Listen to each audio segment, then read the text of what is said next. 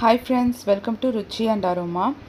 இன்னைக்கு நம்ம வெண்டைக்காய் ஃப்ரை எப்படி செய்யறதுன்னு பார்க்கலாம். சாம்பார் சாதம் செஞ்சீங்கன்னா நிறைய பசங்க சாப்பிட மாட்டாங்க. சோ அந்த மாதிரி டைம்ல இந்த மாதிரி வெண்டைக்காய் இருந்துச்சுனா கண்டிப்பா ட்ரை பண்ணி பாருங்க. இது சைடு டிஷ்ஷா கொடுக்கும்போது சாம்பார் சாதம்ல ஈஸியா சாப்பிட வச்சிரலாம். அதே மாதிரி ஸ்நாக்ஸா கூட இத சேர்த்தறலாம். முக்கியமா வந்து காய் சாப்பிடணும்னா இந்த மாதிரி ரெசிபீஸ்லாம் கண்டிப்பா ட்ரை பண்ணி பாருங்க. வெண்டைக்காய் ஃபர்ஸ்ட் நல்லா வாஷ் பண்ணிட்டு இந்த மாதிரி 4 பீஸா நறுக்கிக்கங்க. அதுக்கு அப்புறம் இதுக்கு வந்து நம்ம மசாலா ஆட் பண்ணி அது கொஞ்சம் காரம் ஏத்தலாம். நான் வந்து ஜஸ்ட் உப்பு, மஞ்சள் தூள் 1/4 ஸ்பூன், மிளகாய் தூள் 1 ஸ்பூன், தனியா தூள் 1 ஸ்பூன், அப்புறம் பெப்பர் 1 ஸ்பூன் பெப்பர் ஆட் பண்ணிக்கலாம். அப்புறம் ஜீரகத்தூள் ஒரு 1/4 ஸ்பூன் ஆட் பண்றேன். இது வந்து நீங்க இன்னும் நல்லா டேஸ்டா ஃப்ளேவரா கொண்டு வரணும்னா நீங்க வந்து சாட் மசாலா இல்ல ஆம்ச்சூர் பொடி இதெல்லாம் கூட ஆட் பண்ணலாம். ஆம்ச்சூர் பொடிக்கு பதில் நம்ம வந்து இந்த மாதிரி லெமன் ஒரு ஃபுல் லெமன் நீங்க வந்து ஸ்க்வீஸ் பண்ணிக்கலாம். இன்னும் கொஞ்சம் உங்களுக்கு மசாலா ஃப்ளேவர் நிறைய வேணும்னா இஞ்சி பூண்டு பேஸ்ட் கூட 1 ஸ்பூன் ஆட் பண்ணிக்கலாம். இதெல்லாம் உங்களோட சாய்ஸ். நான் வந்து சிம்பிளா தான் செய்றேன். வெண்டைக்காவை இந்த மாதிரி நம்ம செய்யலாம். இந்த மாதிரி நம்ம வந்து பண்ணோம்னா கிறிஸ்பியா பக்கோடா மாதிரி வரும்போது பசங்க சாப்பிடுவாங்க. ஜஸ்ட் டக்குன்னு ஒரு 10 நிமிஷத்துல செஞ்சிரலாம். அதனால தான் நான் இந்த ரெசிபி சாய்ஸ் பண்றேன்.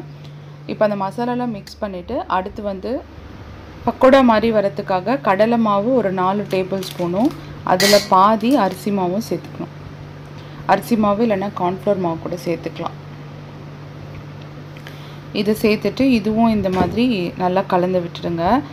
தேவைப்பட்டா இப்போ அந்த வெண்டைக்காயில தண்ணி கம்மியா இருக்கு அப்படினா லைட்டா கொஞ்சமா தண்ணி தெளிச்சு மசாலா எல்லாத்துலயும் படுற மாதிரி பண்ணலாம்.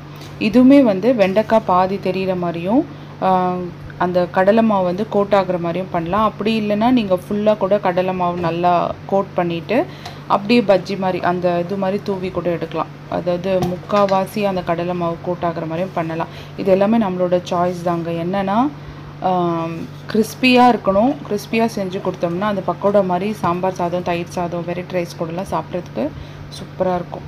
ஸோ அவ்வளோதான். நான் இந்த மாதிரி பண்ணிட்டு அதுக்கப்புறம் இதை எண்ணெயில் போட்டு பொரிக்கணும். எண்ணெயில் போட்டு பொரிக்கிறதும் வந்து வாங்க எப்படின்னு பார்க்கலாம். எப்போவுமே வந்து எண்ணெய் ஃபுல்லாக வந்து நம்ம நிரப்பக்கூடாது. தனித்தனியாக போடுங்க.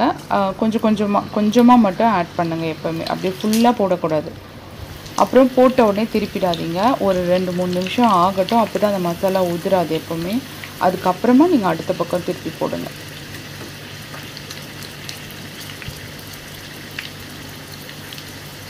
அவ்வளோதான் ஃப்ரெண்ட்ஸ். இந்த மாதிரி திருப்பி போட்டு எடுத்துட்டிங்கன்னா சூப்பரான வெண்டைக்காய் ஃப்ரை ரெடி. இந்த வீடியோ உங்களுக்கு பிடிச்சிருந்தா மறக்காமல் லைக் பண்ணி சப்ஸ்கிரைப் பண்ணுங்கள். உங்கள் ஃப்ரெண்ட்ஸுக்கும் ஷேர் பண்ணுங்கள். என்னோட வீடியோஸ் மோஸ்ட்லி பார்த்தீங்கன்னா பிள்ளைங்களுக்கு எப்படி சாப்பிட வைக்கலாம், ஃபுட்டு வந்து எப்படி நம்ம அந்த ஃபஸி ஈட்டர்ஸ்க்கு வந்து என்னெல்லாம் பண்ணி ஃபுட் கொடுக்கலாம் அப்படின்ற மாதிரி தான் நான் யோசிப்பேன். ஸோ உங்களுக்கு வந்து இந்த வீடியோஸ் உங்களுக்கு பிடிச்சிருந்துச்சுன்னா மறக்காமல் நோட்டிஃபிகேஷன் பெல்லையும் ப்ரெஸ் பண்ணுங்கள். அப்போ தான் நான் போடுற வீடியோஸ் உங்களுக்கு வந்து உடனுக்குடனே வரும். தேங்க்யூ. பபாய்.